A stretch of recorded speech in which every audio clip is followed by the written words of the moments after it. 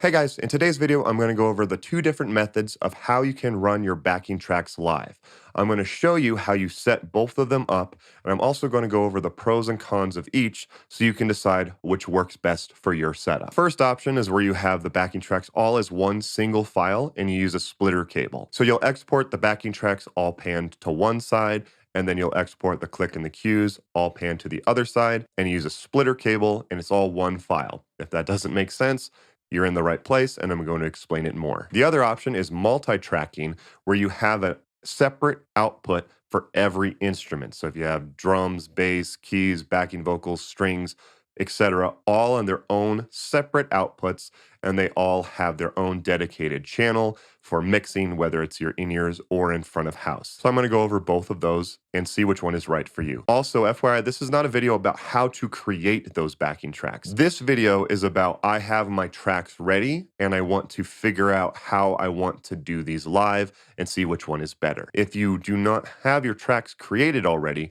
I do have a video walking you through that. It's a very in-depth guide, one of the longest videos I've ever done, walking you through how to do that and some of the options to think about. So watch that video if that's what you're here for. But if you have your tracks ready, you can watch this video to decide what's the best way to use your backing tracks live. Also, don't forget to subscribe if you want to see more music, tech, tutorials, and reviews like this in the future. All right, let's go ahead and get started. So first, the single file method. Okay, so here's a file that I was working on for backing tracks. This was recently, my wife and I got hired to play for 3 days up in Wyoming, and they wanted us to learn a bunch of country, so this was one that I created for that show. This is Any Man of Mine by Shania Twain. So for this demo, I don't want any drums or bass in the track, so I'm gonna mute those. But all of these files right here, the piano, the hand clap, the fiddle, all of that stuff, those are what I want to be the tracks. So what I'm gonna do is I'm just gonna pan all of those to the left. You can do this in Logic, Ableton, Pro Tools, GarageBand, whatever you're doing this in. Just take all of your backing tracks and pan them all the way to the left. Now these down here, these are the click and the cues for the song arrangements and stuff like that. So those, I'm going to highlight all of those and pan all of those all the way to the right. So again, all my tracks are panned all the way to the left and all my click and cues are panned all the way to the right. Now what I'm going to do is I'm just going to bounce this file out. I'm going to do an MP3 and I'm going to bounce it out. And then I'm going to put that on my iPad. Okay, so for the sake of this video, I'm going to be doing this from my iPad. You can do this from a tablet, Android, iPhone. You can do this from a laptop as well. I do think just doing backing tracks with a single file method is a little bit overkill in a laptop, but it's the same idea. You can do it. FYI, if you have one of the newer iPads, you will need one of the adapters, and I will be sure to link to those as well as some of this gear down below in the description if you need to pick up some of this for yourself. But for the sake of this video, my iPad is going to be what is triggering the backing tracks, and I'm going to split off the signal to two different sources. The direct box is going to represent going to front of house. That's where I want the backing tracks to go to. You might route it slightly differently. You might run it to an in-ear monitor system. You might run it direct into your mixer. You might not need a direct box for that. The direct box here represents where I want the backing tracks to be routed. Now, this Behringer P2 little headphone amplifier was a great headphone amplifier if you're looking for something just for your drummer to have a click track for. This is an awesome option. I did a review on this if you want to check it out for yourself. But this Behringer P2 is what I'm representing where I want the click to be routed to. You might route the click to just your drummer. You might route the click to go to your in-ear monitor rack. You might route the click in some slightly other way, but this is what I'm doing. The direct box represents where I want the tracks to go. The headphone amplifier represents where I want the click to go. So again, I have this cable right here. This is the splitter cable. So this end is going to come out of the iPad. So I'm going to plug that into the iPad. And then this is the splitter cable. Most of the time they're labeled tip and ring, so it'll tell you which one is left and right. Tip is usually left, ring is usually right. However, I personally do recommend getting these labels and putting them on there just so you don't get confused. It's a lot easier during a chaotic load in and setup and stuff like that, just to see, oh, this is the tracks one. I just always remember that this is tracks, and I always remember that this one is click. And I'll link to these down below in the description as well. So again, tracks, I'm routing to the direct box. So I will plug in the tracks into the direct box right here. And then remember the click, I'm routing to this headphone amp right here to go just to our drummer. Again, you might do it slightly differently. The idea is still the same. Wherever you want to run the tracks to, plug in the tracks line. Wherever you want to run the click to, plug in the click line. So now this is routed properly. The iPad is going to be outputting a stereo signal and splitting everything that was panned to the left to this cable, and everything that was panned to the right will go to this cable. That's how you can get your click and your cues and all your tracks synced up together with a single file. And I am going to be doing this just in the iPad iPad music app. Of course, you can use something like MultiTracker or Traxx 3. I use Traxx 3 personally. I have a 3-part video series on it if you are interested in that. But for something like this, you can actually just do it with just any music player, and you can create playlists and stuff like that if you want. A very, very simple way to do this. So I'm just going to do this in the iPad. I'm going to push play, and I do have this direct box going into my audio interface right now. So when I push play, you're going to hear the backing tracks as I fast forward through it.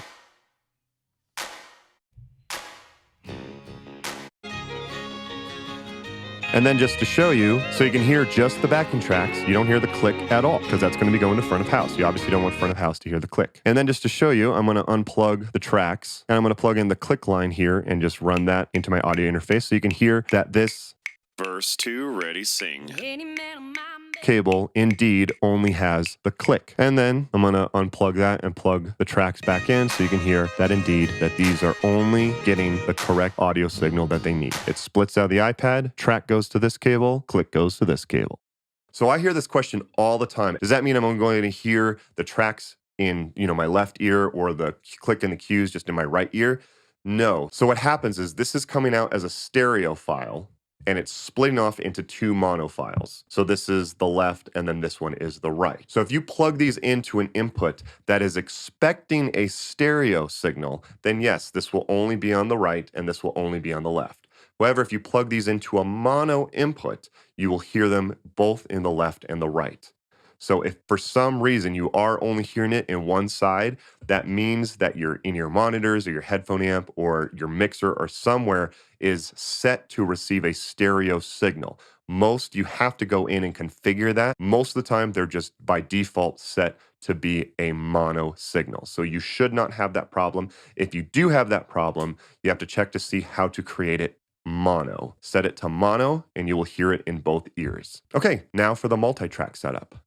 Okay, so here's the same session, Any Man of Mine, but this time we're not going to do any panning. Instead, what we're going to do is we're going to export each instrument that we want as a stem as its own audio file. So in this case, I'm actually going to export the drums as its own audio file. So I'm going to solo the drums, and I'm going to export this file. I'm going to call it Any Man of Mine drums. And then next, I'm going to do the same thing for the bass. I'm going to solo the bass. I'm going to export that as its own stem. So drums will be on one file, bass will be on another file. Now here, this is where I just do everything else as tracks. So you can see, there's fiddle, there's pedal steel, there's electric piano. If you wanted separate stems for the fiddle and a separate stem for the piano and a separate stem for the hand clap, you call that percussion or something like that, you would export each of these as its own individual file. That's up to you how far you want to take this. I personally like to combine stuff. Some people like to have strings and organ and piano and everything on their own individual channels. I personally think that's overkill. So I'm going to export all of these just as tracks, and I have them mixed where I want them to be. This is my click track. So same thing. I'm going to bounce that as a click track. And then these are the cues to give us cues in our ears of where we are in the song, like verse 1, ready, go. Verse 2, repeat the chorus and stuff like that. So I'm going to export that as cues. So now I have 5 different files. I have Any Man of Mine bass, click, cues, drums, and tracks. This is actually how I do my files. You might do it slightly differently. You might have bass, click, cues, strings, piano, guitars, etc. and stuff like that. This is just the way that I do it. Every stem that you want as its own instrument and its own channel, you need an audio file for each of those instruments or combination of instruments. So now I'm going to drop this onto my iPad. I'm going to be doing this in Stage Traxx. So again, this is actually the way that I do this. So here's my iPad. Here's Stage Traxx. I'm going to drag this file in here, the YouTube demo where I have all of my audio files on it. I'm going to drag that and drop that into Stage Traxx. So I am going to show you how to do this in Stage Traxx since that's the app that I personally use live. I'm going to go over this part a little bit faster because I've already gone over this in another video. Like I said, I have a 3-part video series on Stage Traxx, so I'm going to show you that somewhat quickly here. And also, if you're interested in how to do this in Ableton, I have a whole walkthrough video on that. And also, if you're interested in how to do this in Logic, I also have a video on that as well. So check out those videos down below if you're interested in doing this a slightly different way. So in Stage Stage Traxx, what you're going to do is you're going to click the songs down here at the bottom, and then you're going to click this plus button up here on the left and say create multi-track song. Give it a name. I'm going to call this Any Man of Mine demo because I don't want to accidentally trigger this one, because this is my actual session in Stage Traxx. You can see the real Any Man of Mine track is right here. And what you're going to do is you're going to click the little eye icon next to it, and then you're going to click configure multi-track playback. So there is a configuration that you have to do at the beginning when you're setting up Stage Traxx. Again, watch my video to find out how to do that. But basically what you do is you get 6 separate stems in Stage Traxx, and every time that you import a stem for every song, you want to always put the instruments in the same order every time. So you have the 6 tracks here. Drums are always going to be imported into the first one. Bass is always in the second one. Tracks are always in the fourth one. Click is always in fifth. Cues are always in the sixth one. That's how I have it configured. You don't want to, switch them up every single song or something like that. But basically all I'm going to do is I'm just going to start dragging these files in. So for the drums, I'm going to click that. You see on my iPad, I have imported in Stage Traxx. I'm going to import the drums. So I'm going to add that in. I'm also going to drop in the bass. I'm going to drop in the tracks. I'm going to drop in the click, and I'm going to drop in the cues. So all of those files are now imported into their correct slots. So if that did go over your head a little bit, either watch my video on Stage Traxx about multi-tracking, where I go into more detail, or just keep in mind, all you're doing is you're importing your stems into the correct slots. Drum stem goes into the drum slot, bass stem goes into the bass slot, and so on and so forth. Okay, so I'm going to be doing this with the track rig. I did a dedicated video to this if you're interested in checking it out. It has 8 separate outputs, but basically any audio interface will work. However many individual instruments you want to send, you just need to have that many outputs on your audio interface. So if your audio interface only has 2 outputs, you're only going to be able to configure 2 separate outputs. Track rig has 8 separate outputs, so that's enough for me. So I'm going to connect to the track rig using this cable right here. So this one is Lightning to USB-B. It depends on your tablet, of course. So you might have to have USB-C to USB-B. I'm going to try to link to as many of these down below as possible. You might also need one of these types of adapters. This is USB-C to USB-A. We live in adapter city right now. That's just the way that it goes. Yours might be slightly different, but the iPad will output via Lightning and the track rig receives via USB-B. So that's what I need to use. And now it's connected. Okay, so this is where Stage Traxx gets a little bit complicated, but it's not too bad. So go to your settings, and then you're going to go to audio routing. So this is actually where you go in to configure the naming of each of the individual tracks. So you can see down here, I've named that track 1 is always going to be drums, track 2 is always going to be bass, and so on and so forth. So it's basically what you have to do at the beginning. So you can see when I've connected my track rig, you can see that it has found it. So I can route 4 separate outputs in Stage Traxx. So I can say, where do I want track 1, which is the drums, where do I want it to go? Out the main, out aux 1, 2, or 3. For the bass, where do I want that to go? Do I want it to go out main, aux 1, aux 2, or aux 3, and so on and so forth. So you can set those outputs up here. So see where it says main output? If I click that, it'll say, okay, do you want to, it's currently configured to go out of track rig 1 and 2. I could change that if I wanted to. Aux 1 is currently set to go to track rig 3 and 4. Aux 2 will go to track rig 5 and 6. Aux 3 will go to track rig 7 and 8. That's the way it's configured. So this is where it's a little bit confusing. I wish that there was a way to just do this in mono, and I wish it actually just gave you like 6 outputs. Just because you have 6 tracks, it just seems to make the most sense. However, it's not that bad to understand. So what I'm actually going to do is I'm going to pan the click all the way to the left and the cues all the way to the right. This is actually slightly differently than the way that I actually do this, but for the sake of this video, I'm going to show you that this is how it works. So these are going to be in mono. The click is going to be in mono and the cues are going to be in mono. Everything else I'm going to leave just dead center. So now I'm going to route the drums out of main, the bass out of aux 1, the tracks out of aux 2, and then the click and the cues are going to both go out aux 3. Now remember, because I panned the click all the way to the left, that means it's just going to go out output 7, and because I panned the cues all the way to the right, that means it's just going to come out on track 8 of the track rig. So drums are going to come out the main, which means it's going to come out 1 and 2 of the track rig. Bass is routed to aux 1, which means it's going to come out outputs 3 and 4. I clearly don't need stereo bass, so I could just pan that all the way to the left, but it doesn't really matter. Both 3 and 4 will output the bass signal. The tracks will be outputted to 5 and 6, and now the click is panned all the way to the left in stage tracks, which means it's going to go to output 7, and the cues are panned all the way to the right, which means that it's going to go to output 8 on the stage tracks. Seems a little bit confusing, but watch and you'll see how this works. So when I push play, and this is what's great about the track rig, is that you can see the audio files and the meters of all the different instruments. So tracks 1 and 2 is the drums, 3 and 4 is the bass. Why is there no tracks? Oh, I configured it wrong. So I put track 3 to go out. Track 4 is actually my backing track.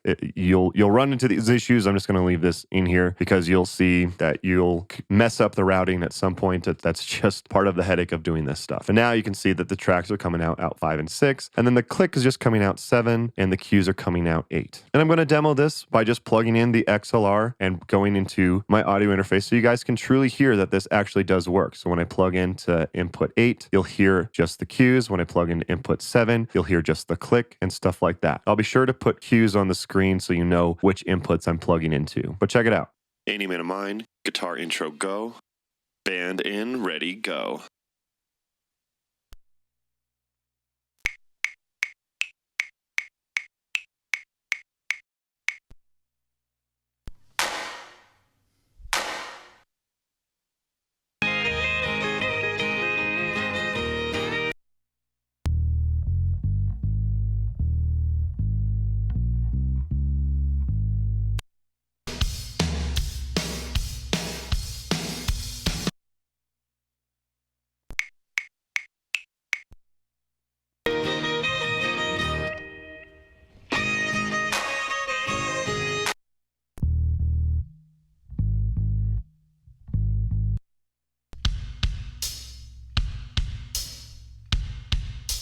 So there you go. Every instrument that you want on its own channel is on its own channel and can be mixed accordingly.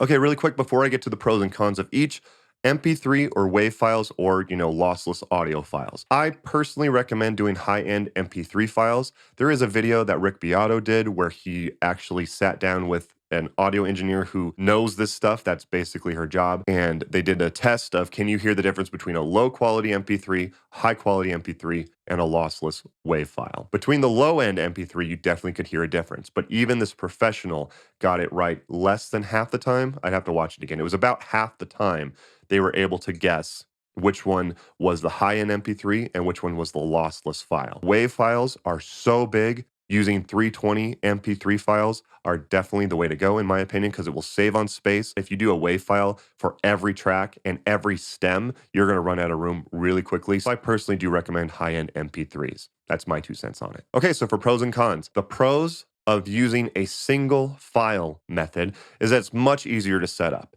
There's not a whole lot involved. There's not a lot of configuration. Even at the live show, it's just one track versus having to plug in multiple tracks. Overall, it's much easier just setting up, getting it ready. Because it's just one file, you give it to front of house, and then it's already pre-mixed in the way that you want it to be. If you don't have like a dedicated sound guy, and you give them a stem for everything, for bass, strings, synth, backing vocals, whatever, they might mix it slightly differently than you want it to. They might have the keyboards really quiet and the backing vocals blaring, when in reality, you want the keys to be on top and then the backing vocals to be tucked back a little bit. Giving them one file, they basically just have turn it up or turn it down. They can't adjust the mix. That can be a plus or a minus. In most situations, it's a plus because you get to mix it how you want it to sound. Another pro is that if something goes wrong, it's very easy to replace this cable. Cables go bad, that's the way it goes. You should have 2 or sometimes 3 of them with you at all times, just in case something goes wrong. It's not very expensive to get these cables, and I will have purchase links to them down below if you need to get one of these. But it's very easy to just reset that up, whereas if you have multi-tracking, you need to basically replace the audio interface, which is also more expensive to have a backup of. So for cons, one of the cons is that this only can be done in mono. You do not have a way to do stereo backing tracks with this. I personally don't mind. I basically do everything in mono live. I know, how dare I, but it just makes things easier. I personally just prefer mono backing tracks. However, some people really prefer to have stereo tracks. You cannot do stereo with this method. It's up to you to make that decision. Some people say there's a little bit of crosstalk, like the Traxx will output a tiny bit of the click and the cues in the mains or something like that. I don't have that problem, so I really need to investigate this more. I get a lot of comments saying that they have a problem with like crosstalk. I'm willing to bet that you cannot hear it live because it's going to be so quiet if there is one. But that is one of the problems that will happen with this method, whereas with multi-tracking, you can't get crosstalk basically. But again, if you've panned everything properly and used the correct cables, it should work. If it's not, try using a different program to export your files and try using a different cable. But it is a problem that some people run into. I personally don't. And the last con is that there's really no separation between the instruments, especially if you're using like a lot of backing tracks. You know, you have like low synths, 808 drops and stuff like that. And then you have, you know, high strings or synths or piano and stuff like that as well. Sending it all as one file, you get no separation between those two instruments. So that might be something to consider as well. Again, it still works. It's not a big deal. There's one corporate band that I play in. We do a lot of like weddings and stuff like that and private events. And we just send a single file. The bass is in the backing tracks, the backing vocals are in there, the strings, the synth, everything's basically in there as one single file. It works, but it is nicer to have that separation, especially with like the low end versus the high end. Okay, so the pros of multi-tracking is obviously you get more separation. That's a big plus. You get separation of, you know, low end and high end stuff. Again, that could be a pro or a con depending on the sound guy because they might mix it slightly differently. But especially if you have like a dedicated sound guy, that's okay that you can give them control over the individual instruments. Pro, there's also no chance of crosstalk. The click track is literally on its own dedicated output. There's really no way to get crosstalk. If you're getting crosstalk, somewhere something is screwed up, but there's no way to get crosstalk where the click can accidentally go out the track channel, even just quietly. So besides the obvious one of the separation, something that's also cool about multi-tracking is that you can also perform without certain members or musicians live. So you can have shows where you have a keyboard player live and you just mute the keyboards on the backing track and you perform with a live keyboardist, or you do the same thing with bass or whatever. My wife and I have a duo. Sometimes we perform just as a 2-piece, sometimes as a 3-piece with a drummer, sometimes as a 4-piece with a drummer and a bassist. So if we are performing as a 2-piece, I just put the drums in the tracks and the bass in the tracks. If we perform as a 3-piece, I just mute the drums and we have a live drummer, and so on and so forth. That can be beneficial for multiple reasons. I was talking with one band, I did like a consulting call, and they said like sometimes our keyboard player will be there, sometimes they won't. This is nice that you can just mute the keys if they are going to be there, or if they can't make the show, you can unmute the keys and put them in the backing tracks. Or if you have a flaky bass player and you're worried that they're not going to show up to the gig, you don't really have to stress because you can just put them in the backing tracks. That is a big plus about multi-tracking. As far as cons, I kind of already addressed them, but giving more control over to the front of house isn't always best if you have a specific way that you want them to be mixed. I kind of already went over that, so that's up to you to make that decision if that applies to you or not. And also, like I mentioned earlier in the single file one, if your audio interface breaks or something goes wrong with it, it's a lot harder to replace. A good option might be is that you have multi-tracking as the main option. If something breaks, you switch to the single file method. That is also an option. I'll show you how to do that here in a little bit, actually, with the way that I combine both of them. And just a con, just in general, it is a lot more to set up. There's a lot more routing. There's a lot more setup that you have to do in the initial setup. Same with live. When you set it up for live, it also takes longer to configure all of this. It's up to you if that's really a problem or not. That's basically true about all of this. It's up to you to decide, oh, this isn't that big of a deal. The pros outweigh the cons. It's up to you to decide what works best for you and your band. So for me personally, I like to do both of them combined. There's a way to do this in Stage Traxx, and this is the reason why I really like Stage Traxx 3 and why I did a 3-part video series on it. So you actually get control over each of the instruments, but you can still output it just as the single file method, but import them as stems, and you can adjust the volume of each of the individual ones or adjust the EQ of them as well. This is my trick of how I kind of get the best of both worlds.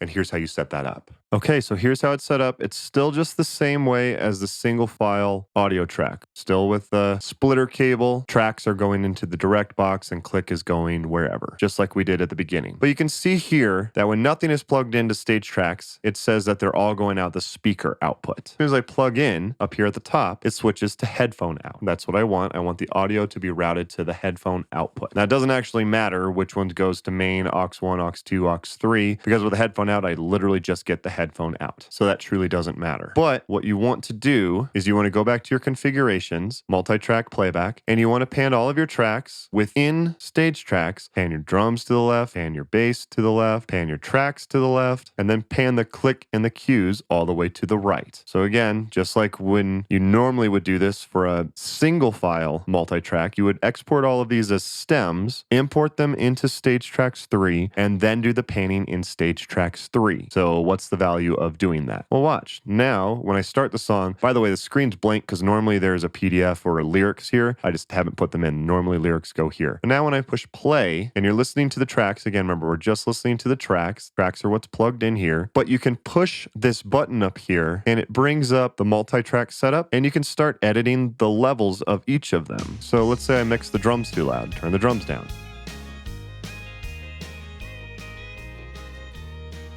Or turn the drums up. You can double tap to reset it back. Bass was too quiet. I need to turn it up or turn it down. You can also adjust the EQ of everything. So here's the Traxx EQ. So if I really want to get rid of that high end, you know,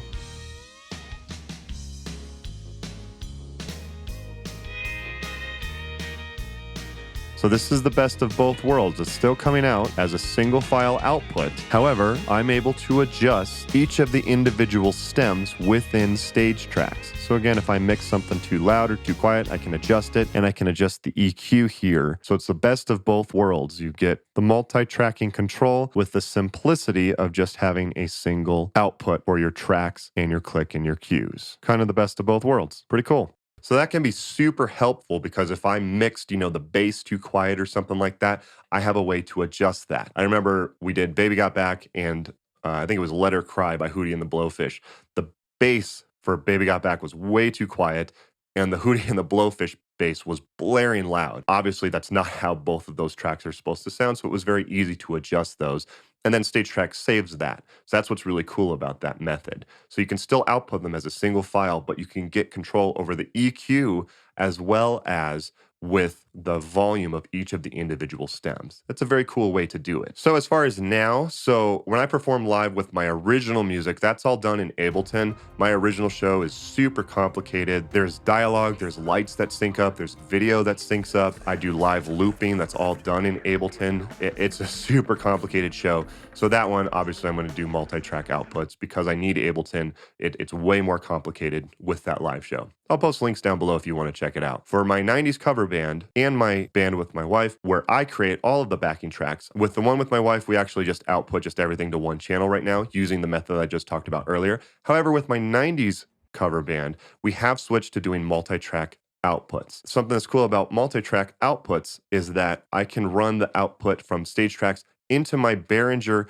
XR18 or the X32 just by USB, and there is a way to just set the USB input, and you can just set it so that the mixer reads audio over USB. I do go over that in my second video about stage tracks, so if you're interested in how to do that, check that video out. So I can still run it over one cable. The thing that with my 90s cover band is sometimes we perform live with a bass player, sometimes we don't. So when the bass is in the backing track, we realized how much nicer it is to have the tracks on one and the bass on another one. You can really route the bass to the subwoofer that we have. We used to just run it all on one file. When we split them, that just made everything a lot clearer. It made the bass more punchier. It made the tracks just nice and clear. And the other thing is that the click and cues were together, obviously as a single file method. But with multi-tracking, you can separate the click and the cues. So our drummer in particular, he wanted the click to be a lot louder. He wanted to turn up the click without turning up, you know, my cues that goes all the small things. You know, he didn't want to hear that louder. He just wanted the click louder. Now he's able to adjust the click louder and not turn up the cues. So hopefully that's given you some ideas of how this works best for your band and your setup. Anyway, that's basically it. If you guys found this video helpful, do me a favor and hit the thumbs up button. If you made it to the end of this video, I'm assuming you found it helpful, and that would definitely help out my channel if you hit the thumbs up button. So purchase links to purchase any of this gear will be down below in the description. So if you need some of this gear, check the description down below. Using those links is a free way to support the channel as well at no extra cost to you, so I would appreciate it. Be sure to check out my video on stage tracks Traxx 3. I love that app for many reasons. Like I said, I did a 3-part video series on it, but at least watch the first one. And also I have a video going over why I am pro backing tracks. So you can check out both of those videos by clicking the links on your screen now. Thank you guys again for watching. Don't forget to like and subscribe. Don't forget to follow me on Instagram at Scott Yule Music. Leave a comment down below. Let me know how you're doing your backing tracks live. I'm always curious on your guys' setups as well. Thank you guys again for watching. Don't forget to like and subscribe, and I'll see you next time.